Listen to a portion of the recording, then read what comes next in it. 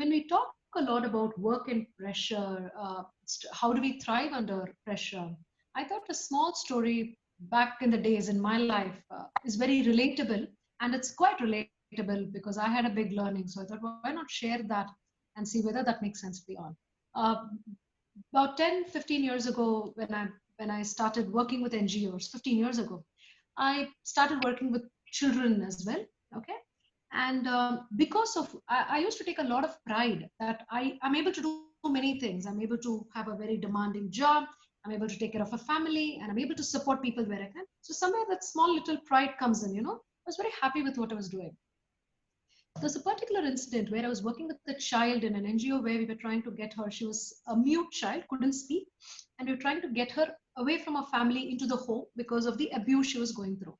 So I would finish my work in the office, then take a auto rickshaw, go all the way to the other side of the town, sit with the child for about an hour, speak to her or try to speak to her because I had to use sign language, speak to her, communicate to figure out what's going on in her mind so that I can convince her to come to the home.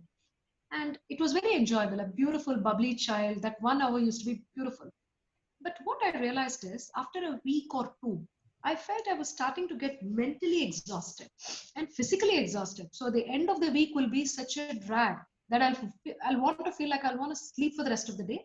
And I don't want to wake up at all. But essentially sleep wouldn't come because it used to be so disturbing. And then that was when I thought after a few weeks, I thought maybe I should speak to a counselor. Maybe something isn't working well for me and I should speak to a counselor. I had a very good counselor friend and I met her and I explained to her what I was going through. And I explained to her working hours have never been a problem. Travel has never been a problem. I've done all of this. So I don't know why this particular situation is hurting me or exhausting me this much.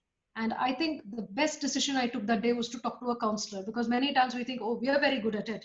Why do we need support?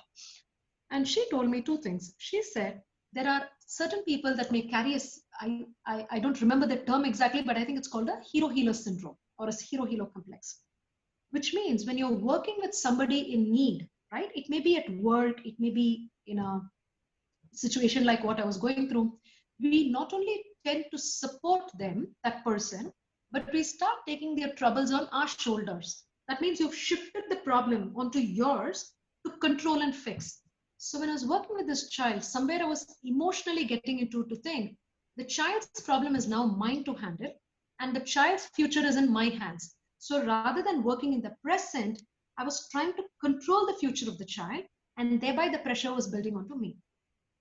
It sounds fine because that means it's very noble, right? If you're doing something like that. But that's exactly the opposite of what you should be doing.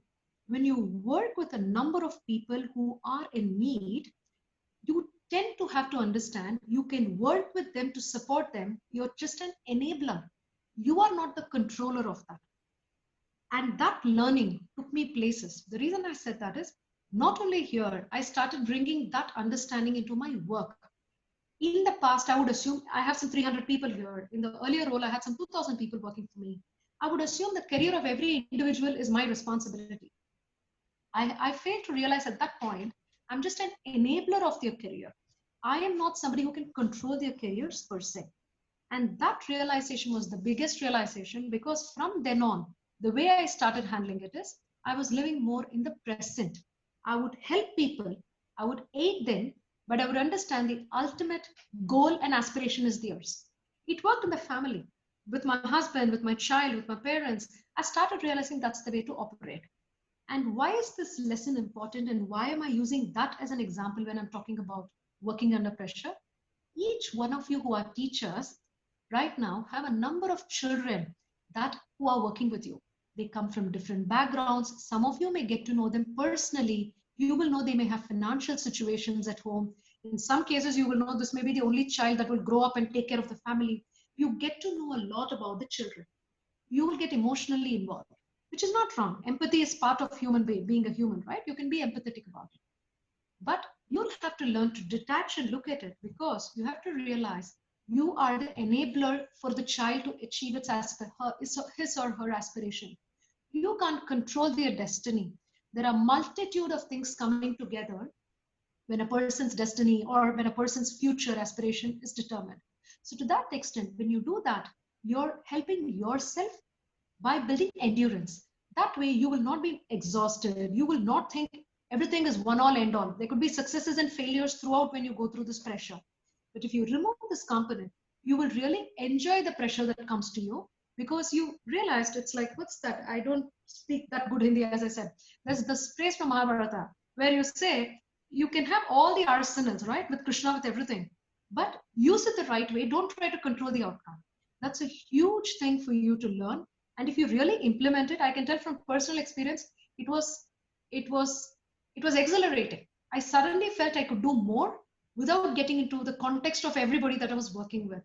And I think my team that I started working with felt better.